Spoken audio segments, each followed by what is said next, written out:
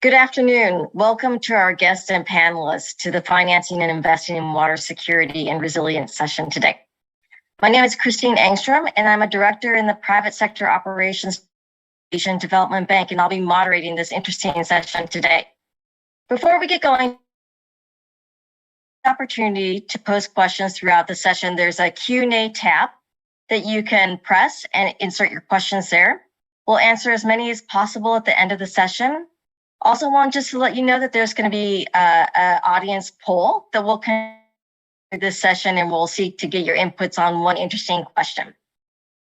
So as you'll hear today and throughout this forum, Asia and the Pacific significant financing and investing gap in water security and resilience. Projections are by the OECD indicate that most countries in the region will need to allocate between 1 and 2% of annual GDP on water supply and sanitation infrastructure from 2015 to 2030 to achieve universal access to improved water and sanitation. Irrigation investment also has very significant financing gaps, and there are estimates out there that say that between 0.05 to 0.25% of annual GDP between 2015 and 2030, depending on scenarios and the subregions, will be needed. This will only worsen, though, with the effects of climate change and will likely to drive costs even higher. So as we've seen in the past, public sector investment really dominates financing for water supply in the region, providing of what is required. Compared with the other sectors, private sector investment in water is significantly lagging. Outside of China and India, private sector investments in water have really been minimal. Tariff level insufficient to ensure financial sustainability of water entities, resulting in low coverage and poor quality of services.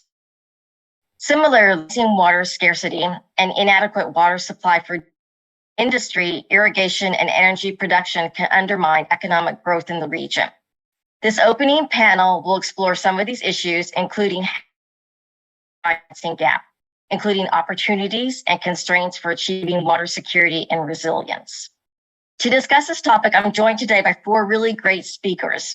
The first is Vinfred Wiklund.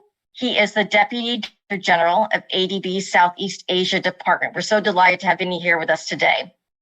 Vinny has been with ADB for over 20 years. He has wide-ranging experience in the areas of infrastructure finance, private sector development, and country strategy and program coordination across Asia and the Pacific. He's also held prior assignments, including country director to Indonesia and Myanmar. We're also joined by Deborah Tan. Deborah heads CWR, which is a nonprofit think tank that aims to create a world where water and climate risks are embedded in business and finance. Since 2010, she's worked to mainstream water risk into financial decision-making and corporate strategies on both a macro level through the concept of waternomics and on a micro level through the quantification of water risk and credit and equity evaluations, which is a very interesting area. I'm really looking forward to hearing more about this. Today, CWR works with government-related bodies, corporates, and financial institutions on both these fronts. Previously, she spent over a decade in finance. Next, Jeff Goldberg is joining us from Washington, D.C. today. Jeff is a director of USAID's Center for Water Security, Sanitation, and Hygiene. Jeff's responsibilities include providing technical expertise and advice to USAID's leadership on strategic, technical, legislative, and budgetary issues pertaining to non-human water and sanitation initiatives. We also are joined by Eva Abal. Eva transitioned in 2022 from her 4-year role as CEO of the International River Foundation, which is a non-for-profit organization that champions integrated river basin management for resilience of the world's rivers. And she is currently the strategic advisor for river resilience. Eva has substantial experience, which also includes being the science director with Healthy Waterways Partnership and the strategic science director and chief scientific officer with the Great Barrier Reef Foundation. I also want to acknowledge today our young water professional rapporteur who's joining this session, Saina Moses Satria. She's an associate consultant for Eco Mantra Bali. So with that, I want to start with a rapid fire round of questions.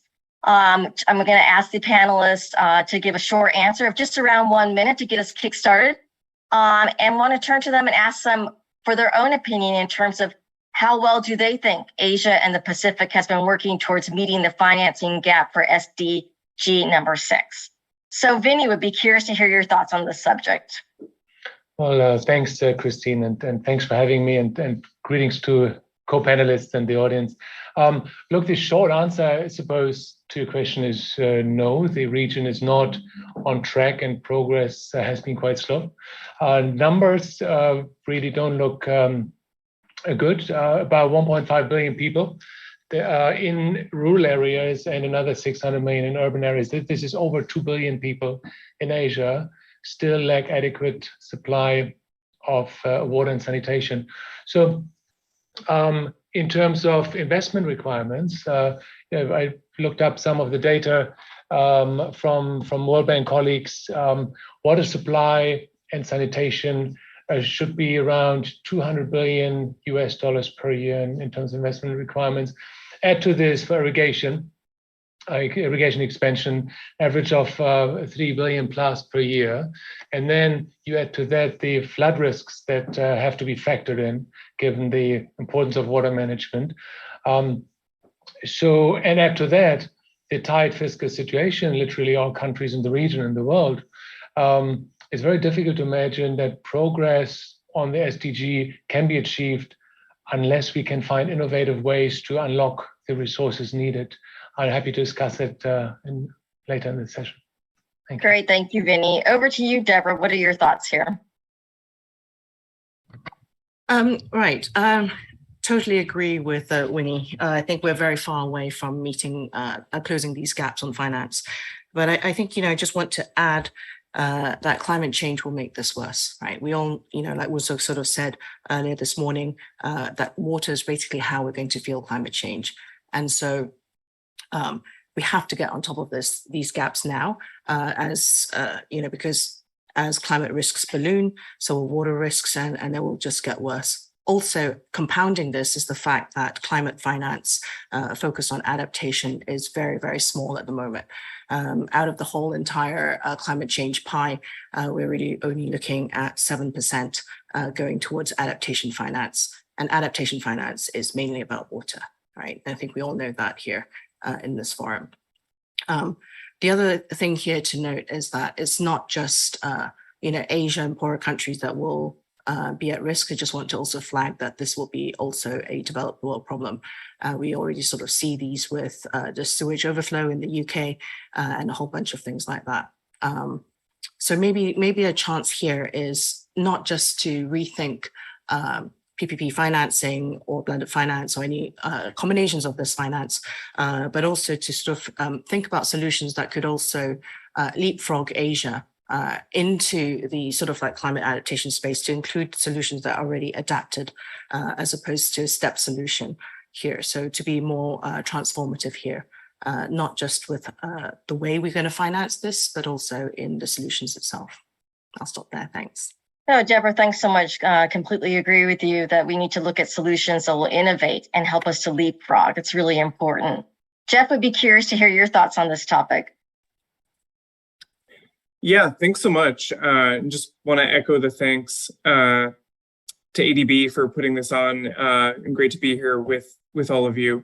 I think the short answer is totally agreed. I think the stats certainly speak for themselves. I won't repeat all of them, but certainly the financing gap in the sector and in the region in particular remains quite large. But perhaps to just offer a slightly different perspective and glass half full. I mean, I think looking historically, I think I was reflecting and preparing for this, that the Asia Pacific region as a whole has made, when you look back to the 1960s, massive progress on expanding access to water and sanitation services across the world's largest, most populated and vastly diverse continents. So, for example, in the 1960s, Singapore, Malaysia, Thailand, and South Korea's per capita GDP was more equivalent to lower income countries of today. And each country had significant challenges, but by 2000, these nations, which are now economic powerhouses, had nearly 100% sanitation access. So while the numbers are grim currently, I think it is important to note that with the right levers and combination of governance, incentive, and kind of market cues to bring in the private sector and technological leapfrogging, like Deborah was talking about, progress is certainly possible, and filling those financing gaps can happen. And we've seen that happen in the Asia Pacific region, which makes me really optimistic. It's good to be optimistic about things these days. So I wanted to start with that certainly we're far off, but progress is certainly possible. And from the US government side, to Deborah's point, we know that adaptation finance in particular has lagged behind, and that's why we're really excited. And I'll talk a little bit more in this panel about how the US government made some pretty ambitious commitments on adaptation through the USG's PREPARE initiative, the President's Emergency Plan for Adaptation and Resilience. And we're really thrilled that water is being featured more prominently in that package of 11 billion over the next several years. So I will start with that. And yeah, just thank you again. It's great to be here. Jeff, thank you so much for those optimistic comments. I really like how you're kicking off the session. So over to Eva, I'd be curious to hear your final comments on this topic. Thanks, Christine. This is where the beauty of being the last speaker, right? Because I could just say I agree with everybody.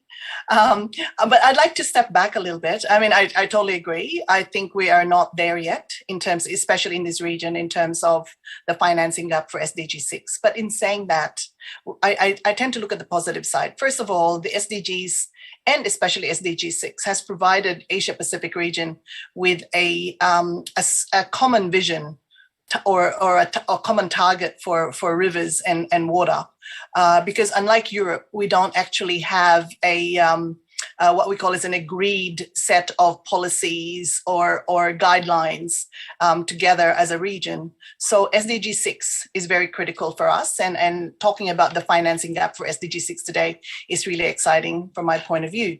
So like what Vinny has said, when you look at statistics, we're not there, definitely. They talk big numbers. Globally, we talk about 1 trillion per year, or like 1.2% of global GDP, I think, is required for looking at the gap of SDG 6. And in fact, it's more in developing countries. And I'd like to talk about why more, because I think, Jeff, you alluded to that. It's more because the infrastructure is not there yet, especially for a developing country. But I think there is recognition that there's this lack of financing, right, is a major impediment in the rollout of integrated water resources management here and the rollout of infrastructure to achieve SDG 6. So I think to some extent, there's that positivity there that people are aware, and that's what this session is all about. So the dominant source, though, and we'll talk more about this, is still government, I think, in the Asia Pacific region. We still need to engage the private sector a little bit more. There's also some, I think, inequity in the distribution of some of the development aid funding. Some countries who actually need this, this funding may not have easy access to this type of funding. Coming from the International River Foundation, and this is probably my major vision that I'd like to share with everybody. The estimates of the financing gap is mainly around infrastructure for sanitation and water supply, right? But we forget sometimes that we need to look after our water resources. The actual sources of the water is very critical. And these estimates actually may not include the protection, restoration, and rehabilitation of our rivers and lakes and other waterways that actually provide the water that we're using to provide to the human beings, right? So I think there's an underestimate of the financing associated or attributed to the sources of water. And if I go back to the 2013 and 2016 Asian Water Development Outlook report that was published by the Asian Development Bank, that I was quite privileged and humbled to be part of, when you look at the estimate of the condition of rivers in the Asia Pacific region, only 20% of our rivers are actually in good condition. The rest, 80%, are not there at all. And that hasn't changed. In fact, when you look at it on the bright side, okay, it hasn't decreased, Eva, it's still 20%. in good condition. Well, the 80% in not very good condition is the one that we need to be worried about, because these are the sources of our water.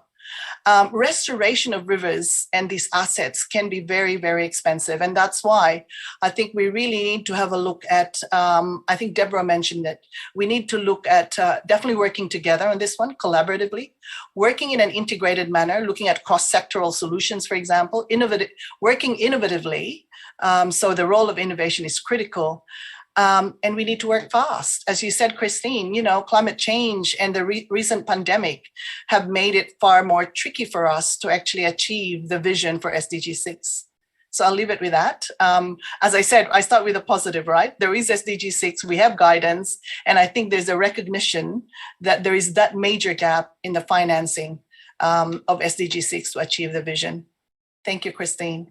Great, Eva, thank you so much. And thank you for shining a light on some additional gaps here with river health, which is very important. So let's dive into some of these questions. And I'd like to start off with Vinny.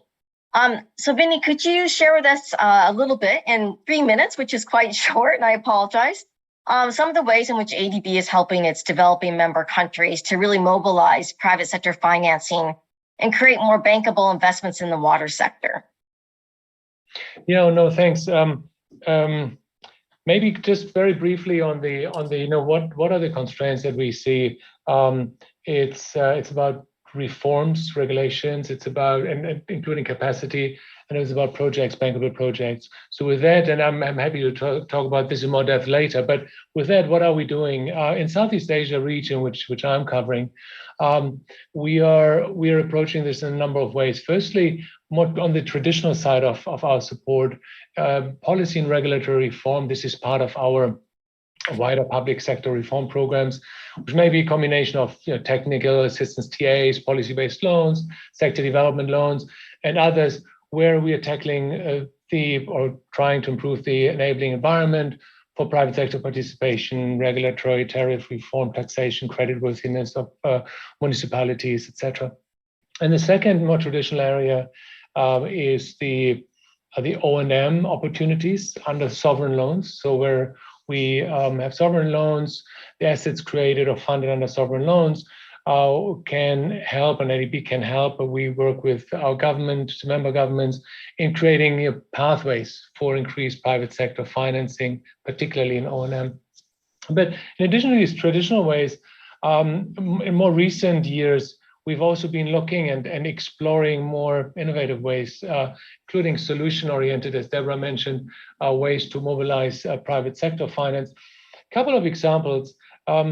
Source to tap concept. In Indonesia, for example, I've been working with the Ministry of Public Works and Housing and then Bappenas, the planning agency, in introducing the source to tap concept, which, as you know, is end-to-end water supply, from raw water supply through water treatment plants, transmission, up to the distribution.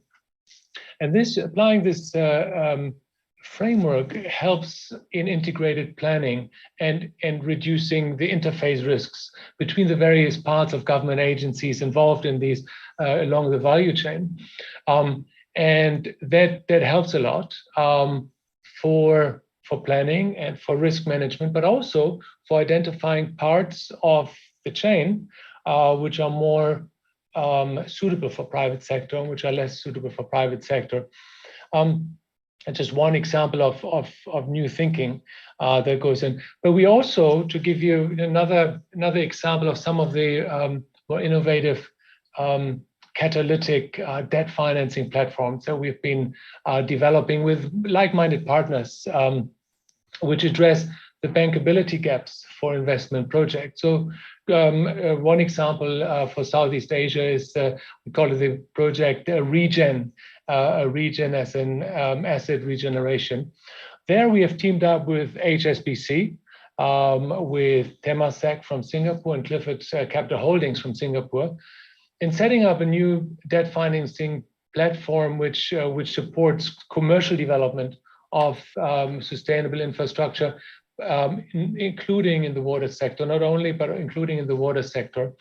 And essentially, it tackles critical bankability constraints on policy and reform side and on the transaction level. So the operating model is incorporating blended finance, support from ADB via technical assistance in those reform areas, and plus risk mitigation measures and upstream stakeholder management, and see the co-lending with commercial lenders. And the focus is on those projects that are marginally bankable. So on a traffic light system, we'd be looking at the amber projects or even some red projects, light red, to make them bankable for commercial financing. A similar initiative we have just approved and committed in Indonesia, SDG Indonesia One initiative, where we're working and supporting PTSMI, which is an infrastructure development SOE under the Ministry of Finance in Indonesia, to run a risk mitigation facility to basically create a scalable pipeline of green infrastructure projects, including the water sector. Importance is blended finance and preparing the project so that they become bankable and, where needed, mitigate the risks. Another way maybe of where maybe through our non-sovereign side or both on public-private partnerships and non-sovereign. Another example is through transaction advisory services we're providing, for example, in the Philippines, where ADB has advised the government on PPP options in New Clark City, which is northwest of Manila. In developing and structuring and bidding out of a really state-of-the-art water and wastewater services project worth, I think, around $200 million and financed by private partners as a joint venture where we played the advisory role. And very last example is on the non-sovereign side, where our non-sovereign operation team is working with the Ministry of Public Works and Housing in mobilizing private financing for a water supply project in the Korean Serpong water supply project to accelerate access to clean and safe water supply in Jakarta and surrounding areas. So these are some examples of what we are doing and which way we are going.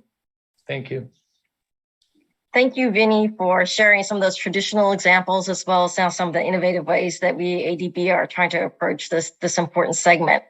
Since you raised blended financing, I'm going to skip over to Jeff, actually, and have him address some of the interesting and innovative ways that USAID has been approaching financing or supporting financing for this particular sector. And then we'll skip back over and go to Deborah. So over to you, Jeff, please, for a few examples here from USAID.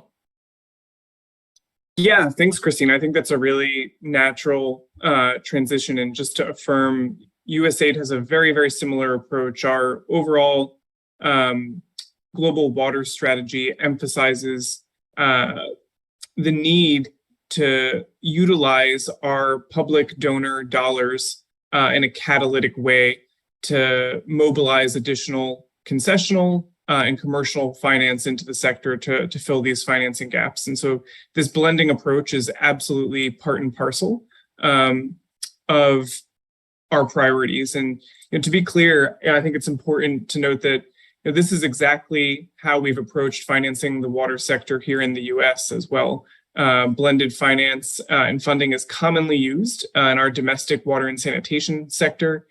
In fact, every $1 of U.S. federal spending includes, including grants and concessional loans, leverages $9 more in local, state, and private financing. So this is absolutely part and parcel of how we're approaching this domestically and even internationally. So there's been a long history that while we are talking a lot about blending now as a priority, we've been implementing this particularly in the region for many years. So in the Philippines, just to name some of the stats, we know that the government estimates that there's 1.8 billion of investments that's needed annually from 2019 to 2030 to achieve the SDG targets, which is 22 times more than historical investments of about $80 million per year.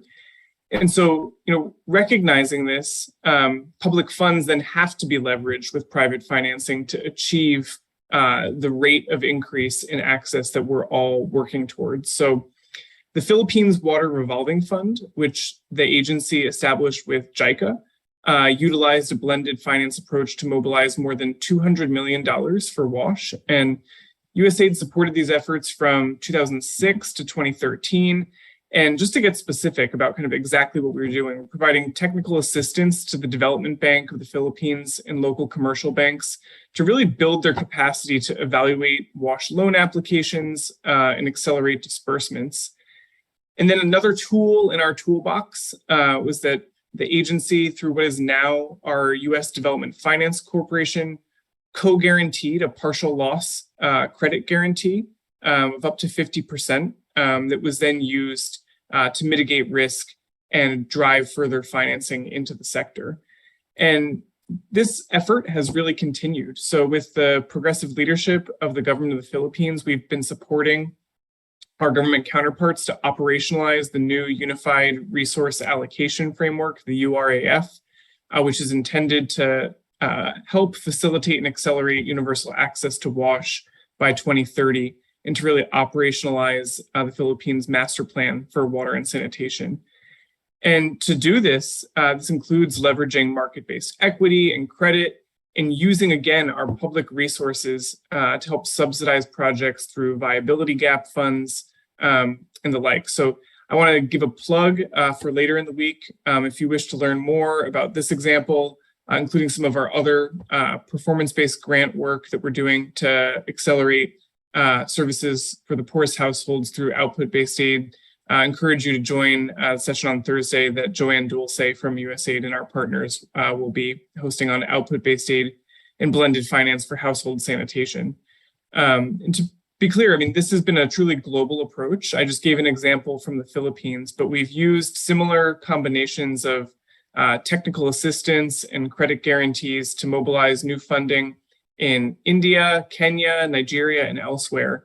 And this is really, again, just part and parcel of what we're going to be prioritizing. And what I think is absolutely critical about this is that it takes all of us working collectively together to achieve this. There's no one single actor that can achieve blended finance. So it's about finding those comparative advantages. In our case, it's often technical assistance and credit guarantees, but then working with government counterparts, multilaterals like the ADB, and commercial banks and the like to be able to kind of put all these puzzle pieces together to facilitate transactions that we know are absolutely critical to accelerate access to water and sanitation.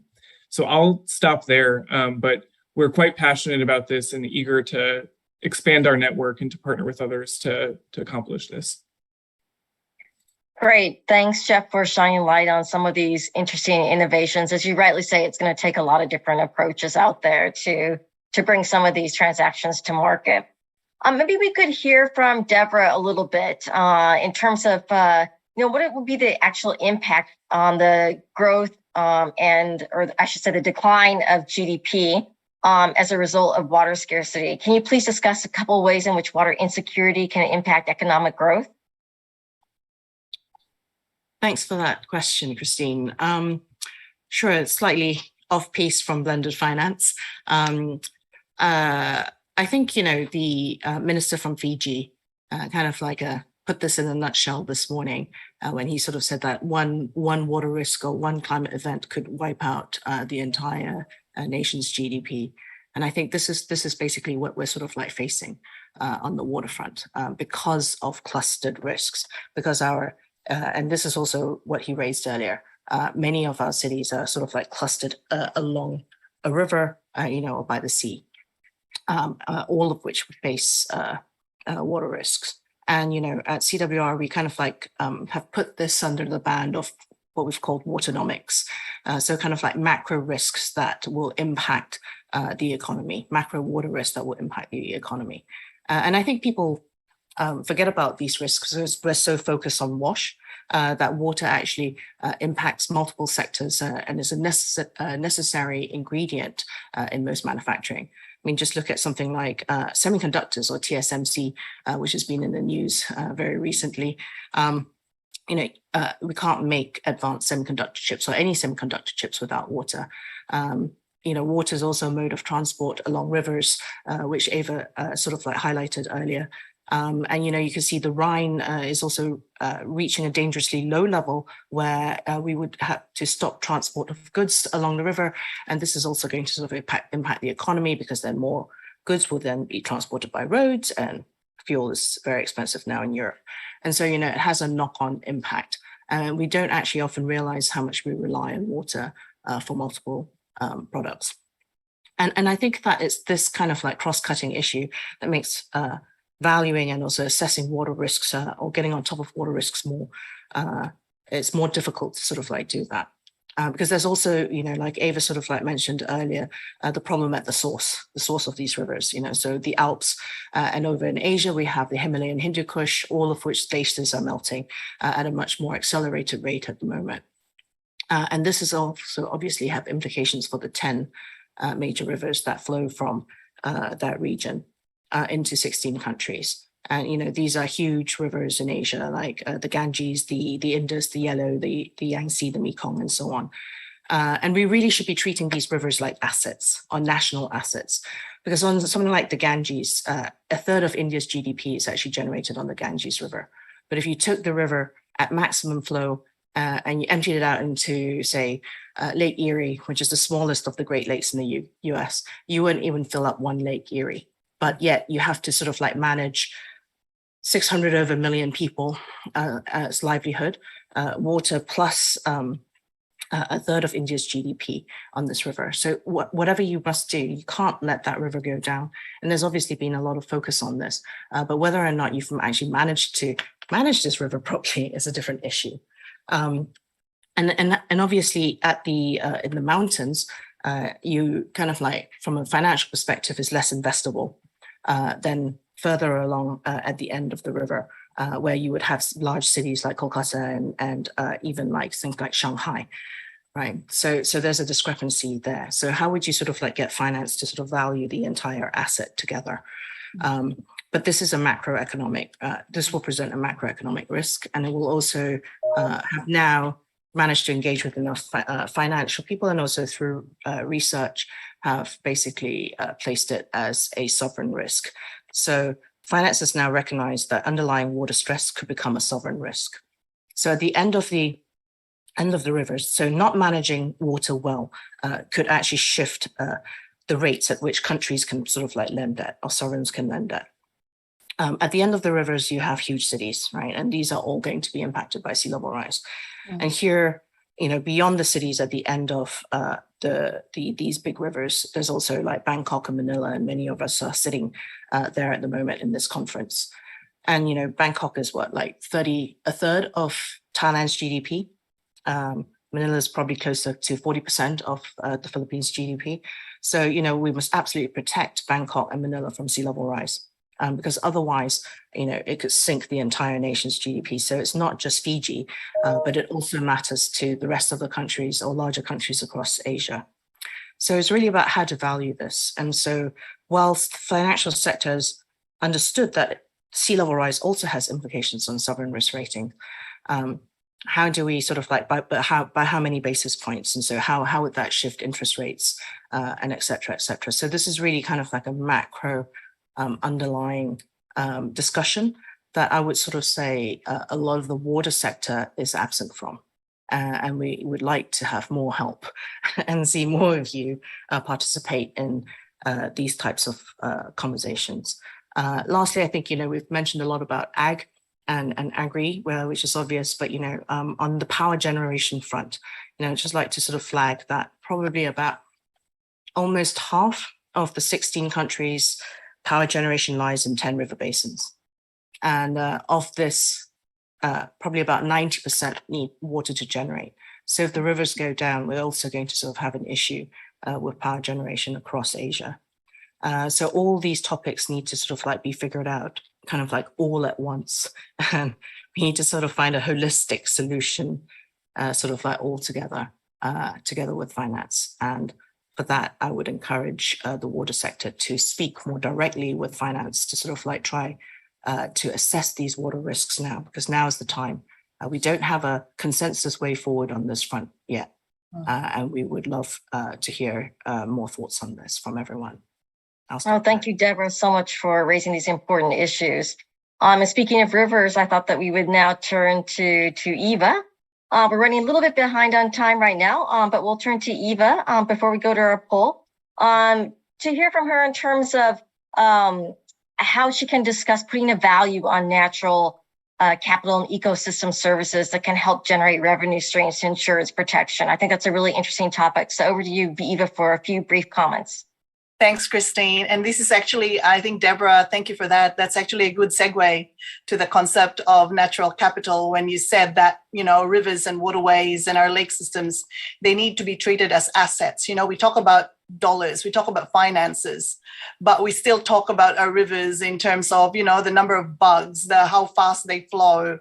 We need to put an economic value in these natural assets. And that's what, the valuation of these assets need to be done. So valuing natural capital and more importantly, the ecosystem services that they provide is probably very critical before we could even look at the concept of, blended finance or other types of financial mechanisms, because then we are equating dollar for dollar rather than number of bugs or extent number of flows or, less pollution. So we need to be able to convert that into the dollar denomination. And that's what valuing natural capital and ecosystem services is all about. Fairly lately, maybe about 6 years ago, I was involved in the Great Barrier Reef Foundation. And for the first time, the Great Barrier Reef, of course, Great Barrier Reef is always an asset for Australia, an asset for the whole country, not just for Queensland, right? But it was for the first time there was a value provided to that asset. And then suddenly the management interventions were then comparable or, less comparable in some cases because there was just not enough investment to compare or to compensate for that asset value that Deborah was talking about in terms of our waterways. So I think, and it's really tricky at the moment, when I go back to what I said first, that, 80% of the rivers in the Asia Pacific region are not in good condition. So if I were, let's say, a local community and I look at my river there, how can I put a value on this river that is grossly polluted, full of rubbish, doesn't flow? And, how can I put a value on that one? And that's why I think, Deborah, you captured it. We need to have a look more at the future. We need to look at financing for resilience rather than financing just for restoration. I think I like the word leapfrog. I've been using it a lot. We do need to leapfrog. We can't just do straight restoration now, straight rehabilitation of our rivers and our waterways and these sources because it's not enough. We need to have these assets there for the future generations, not just for us now. So let me step back a little bit, and I'd like to share one of the slides that I have, which I use for the definition of resilience. And basically what we do is we define, let me just have a look at this. We define resilience as the capacity of a river system and its associated communities. So there's the system itself, but more importantly, the communities, and that can be the social and economic, to quickly do things. First, recover, next, adapt without collapsing, and to transform. And I think, Deborah, you captured it. You did the concept of transformation. We need to transform, but we need innovation and we need implementation of resilience strategies, including finance strategies. So on the right-hand side of this slide, you will see, and this is credit to the working group of the International River Foundation that we actually convened in the middle of COVID. So this is our silver lining for COVID. We were able to convene the panel every month because, we could do it, because we could just do it on Zoom. We don't have to always come together and fly. So we basically came up with 4 dimensions of resilience, river resilience. And you will see in that arrow there that valuing ecosystem services and valuing of our natural assets is very important for us to go along the journey of resilience. So basically, when we look at nature-based solutions, it really compensates for the cross-sectoral solutions that we are looking into as part of that adaptation and adaptive management, right?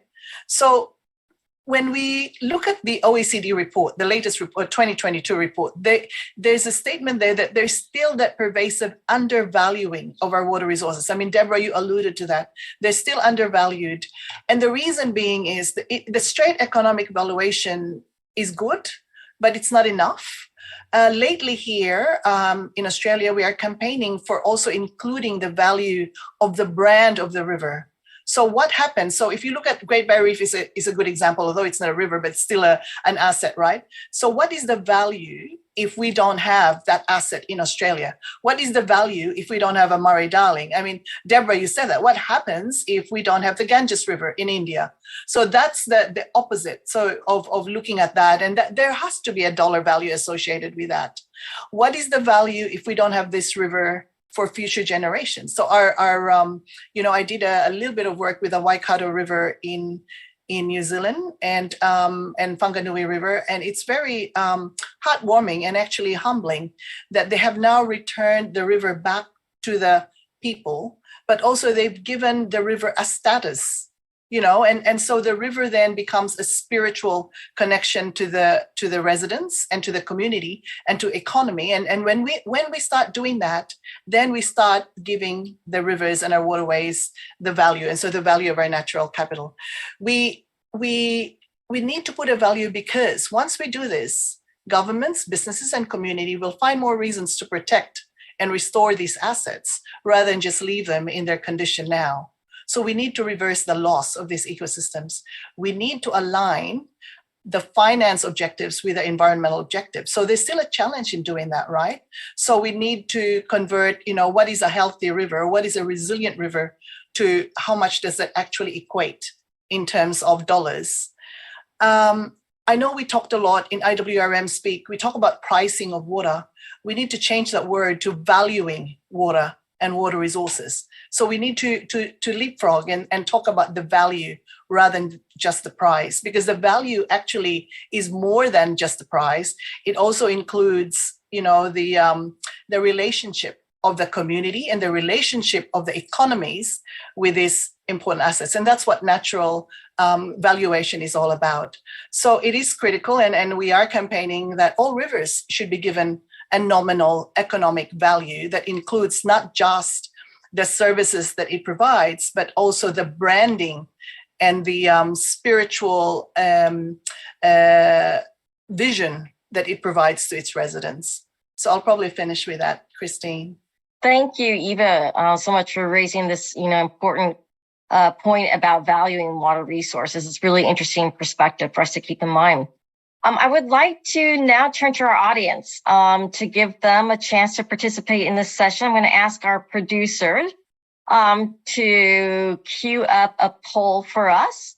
And that is going to be coming up in your screen shortly. The question is, we talked about this earlier in terms of blended finance that both Finney and Jeff had spoken about, but what are the biggest obstacles, do you think, to the expansion of blended finance activities in the water sector? So while they're queuing this up, I'm going to read off the options for you to vote on. The first one is shortage of commercially viable projects. The second, high transaction cost.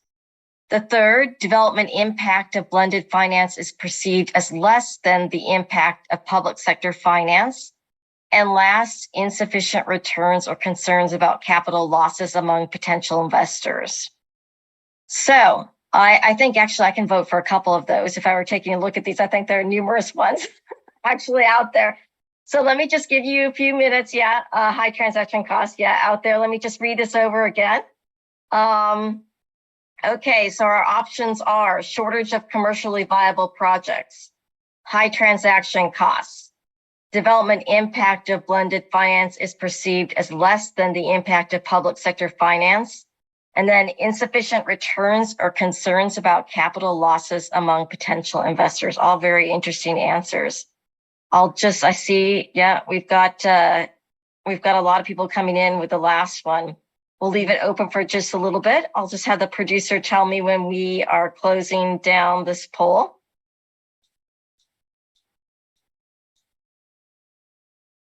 We're seeing the Okay, so we're going to close the poll down now. So it looks like the bulk of people's experience out there is really with blended finance and working with it is insufficient returns or concerns about capital losses among potential investors. So that's really interesting. I think that we've seen that as well too in using blended finance in general. Interesting, we've got both kind of high transaction costs out there as well as shortage of commercially viable projects kind of coming in there around 14% or so. But maybe we can, on the panel, talk a little bit more about this, particularly some of the feedback that we got here from the clients. And certainly, as Jeff was mentioning, there's another session coming up this week where you can all listen to more discussion on blended finance and the usage of it. Okay, so we're running a little bit behind schedule, and I just want to make sure that we leave some time at the end for our audience to participate with their questions and answers. So I'm going to ask our panelists to please keep the answers short and maybe just to 2 minutes. I know that's pretty difficult, especially with these really kind of weighty issues that we're talking about. But would like to turn for the second round to Vinny, just really quickly in terms of what you've seen, what governments can do to create the right enabling environment for private sector investment in water. What's been your experience and what have you seen that's worked? Well, basically to invest in public facilities, the private sector wants to have and needs to have the confidence in the partnership with the government and the effective risk allocation.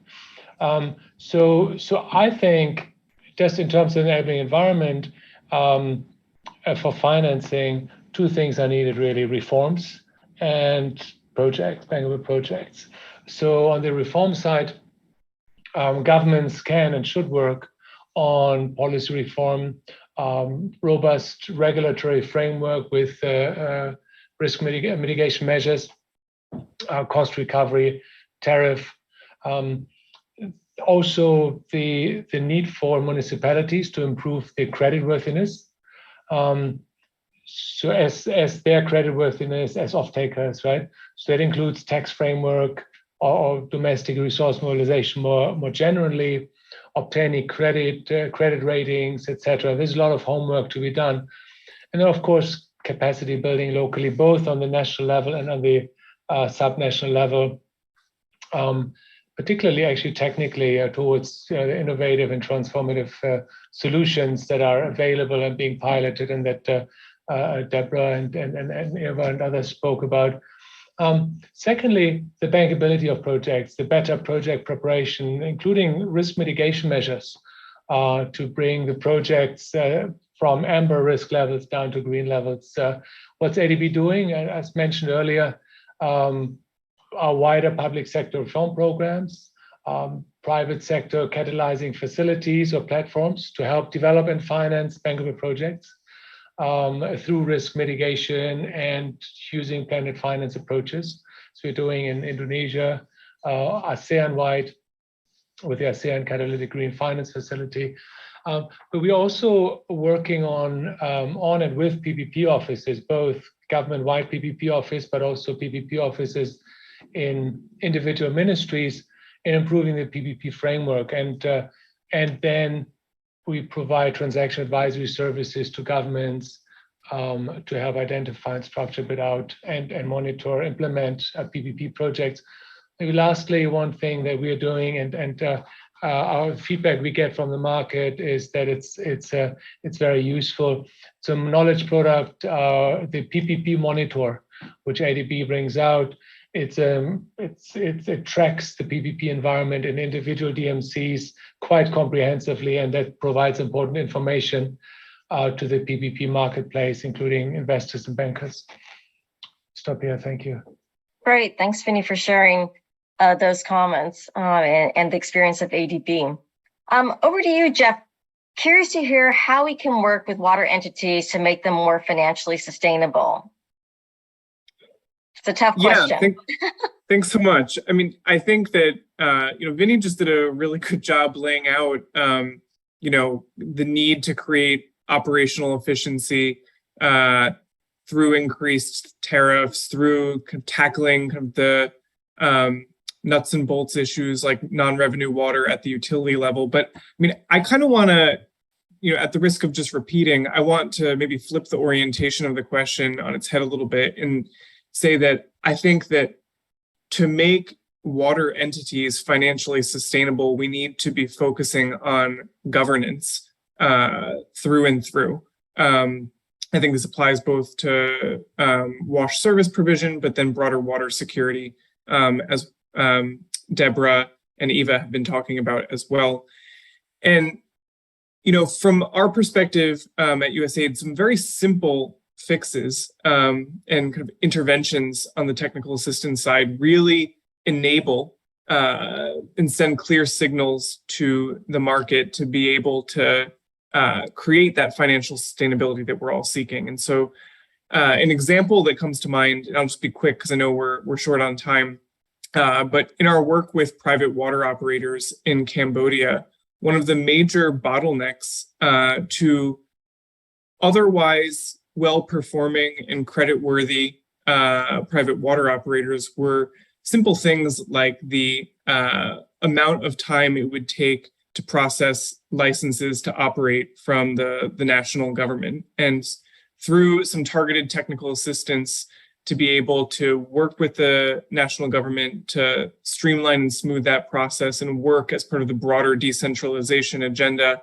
that's going on nationally there right now, we've been able to extend the overall license period from as short as a year to 3 years to all the way to 20 years, which creates a more predictable environment for investors to come in with and helps create that financial sustainability that we're all seeking, but then also reducing processing time. So I offer that as but one small example of how interventions that improve the overall enabling environment are absolutely foundational to be able to create that financial sustainability that we're all seeking. So, we often talk within our own team that we're talking about a financing gap, but really there's a governance gap that also has to be addressed first and foremost to be able to tackle the financing issue.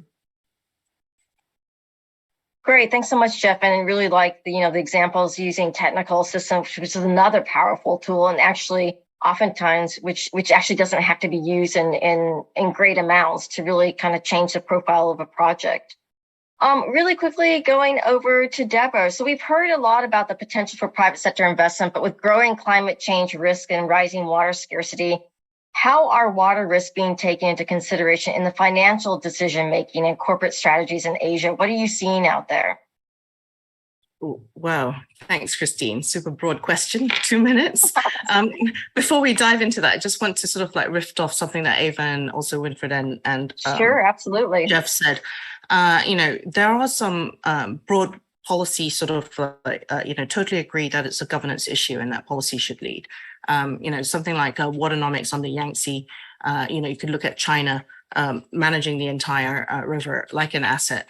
It has set sort of waternomic targets. So targets or GDP targets tied to water, tied to sectors which use water and etc. by province. And it differs obviously in the poorer provinces and to the richer provinces.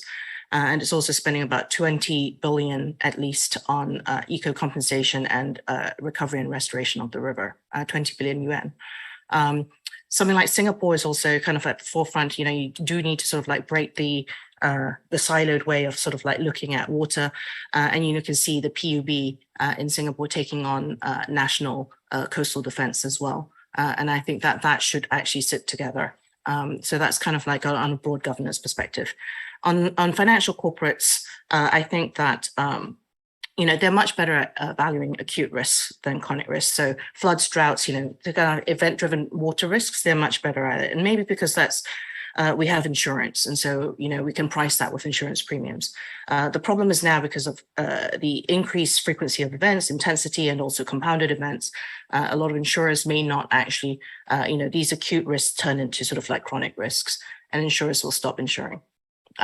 Then the sort of asset default sits with the bank, and this is a problem for banks clearly, and globally, systemic shocks to financial systems from climate change is well recognized now. I would sort of say that it has really moved in the last 5 years. And now 100 and something, 108 maybe at the last count of central banks have gotten together as part of the NGFS, or the Network for Greening Financial Systems.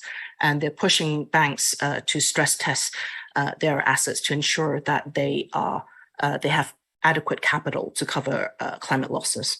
And I would sort of say we're at the beginning steps of this, and we're very far from it, from completion, because water risk is complex. On the corporate side, we're working with a couple of corporates to also help them assess risks, because now you have TCFD, which asks for you to sort of like disclose climate related risks. Plus, there's also the new ISSB standards, which is pushed by the IFRS Foundation. So these standards will be mandatory in a couple of years' time, and corporates must disclose these risks. And water is clearly a material part of such risks. Now, so we work with corporates to sort of like try to help them get on top or unpack their various aspects of water risks. So on the freshwater front, we're working with with some large listed companies in Asia to actually achieve water neutrality across their operations in their group. Thank you, and Deborah. that's obviously a huge challenge. No, thanks so much and apologize for cutting in. Just running okay. really short on time. And thank you so much for sharing those viewpoints for us. Worries. And Eva, just wanted to quickly check with you for maybe a minute or two before we take one question, if we can. Do you have any comments to add quickly to this discussion from your perspective? Sure. Thanks, Christine. I think I just need to add one of the pet topic for me, and it's just very quick, and it's the concept of nature-based solutions. We call it NBS.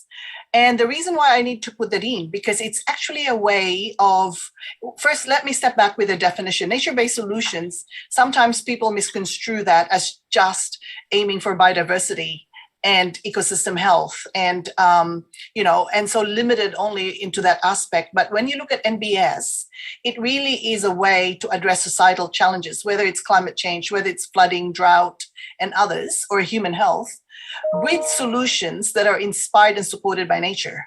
And I think we need to start nature-based solutions and include that in that concept of financing for our waterways and rivers, because when the question is it cost effective for nature-based solutions compared to hard infrastructure, right? So NBS can be quite effective because it maximizes the synergies between ecosystem health, biodiversity, and human well-being, at the same time increasing climate change and climate resilience. So in the essence of time, if I could just get our producer to flash one slide for me, which basically justifies why NBS can be very cost effective, because it enhances natural capital and promote diversity. But if you look at that diagram, which I lifted out from the European Commission, Nicolas Favet and his team, basically, whilst it gives us a biodiversity outcome, it can be about climate, disaster, water, food, green jobs, social cohesion, and others. So basically, I would probably stop there, Christine, apart from just saying that there are challenges. And I know Jeff and Vinny have talked about as well, Deborah, the decision-making process and the policy and planning are still conducive to hard and gray infrastructure. So we talk about sanitation, for example. It's really hard and gray infrastructure rather than, and in some cases, they do discourage NBS. There's also that issue of long time lags between the investment and the benefits of NBS. So if you construct a bridge or a sewage treatment plant, you see the effect straight away, whereas NBS can take a longer time. So we need to factor that in. And then there's a difficulty in monetizing NBS, which I think I've got a solution before, which is talking about having a valuation of these assets.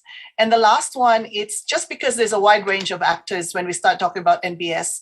And also there's that whole variability associated with the environment. But in terms of a way forward, definitely let's start valuing our ecosystem, and let's really look at the proper metrics where we embed NBS in that whole financial framework for our for water and water resources. So I'll finish with that. Thank you so much. I appreciate all these good comments. Unfortunately, we have run out of time, and we've got to end this session right at 2:30 for another session. But I just, want to recap here, just in terms of, I thought it was an interesting discussion in terms of the types of tools we can use and that are being used in an innovative way to help Asia leapfrog over some of these challenges, blended finance, technical assistance, also the importance of enabling frameworks with governments to try to facilitate private sector investments. And then very importantly, some of the discussions that were raised by Eva in terms of valuing our water assets, that's part of the equation too. And it's so important that is then messaged back to the sovereigns as well as the private sector as well to help really embed the desire and understand the need to really address these critical issues. So I thought it was a great discussion. I really wanted to thank our audience.